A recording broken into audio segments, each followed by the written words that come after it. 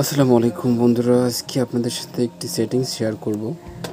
আপনারা হয়তো জানেন ইদানিং বেশ কিছু ফোনে আপনার অটোমেটিকলি ডায়াল প্যাড চেঞ্জ হয়ে যাচ্ছে, বিভিন্ন সেটিং এলোমেলো হয়ে যাচ্ছে। তো কীভাবে এটি সমাধান করবেন চলুন আমরা চলে যাই।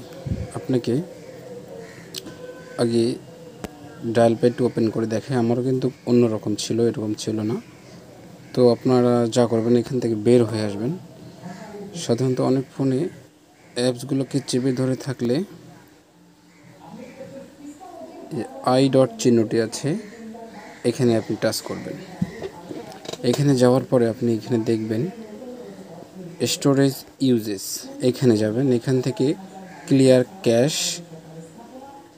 এবং ক্লিয়ার ডাটা নামে দুটো অপশন দেখতে পাবেন। আপনি ক্লিয়ার ডাটা করে দেবেন, ডিলিট করে দেবেন।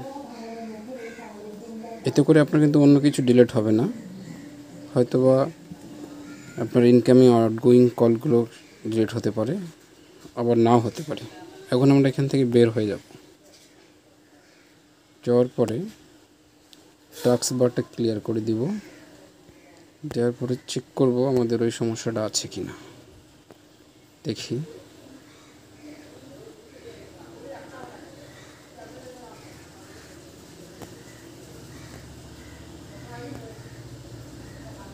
লোডিং হচ্ছে।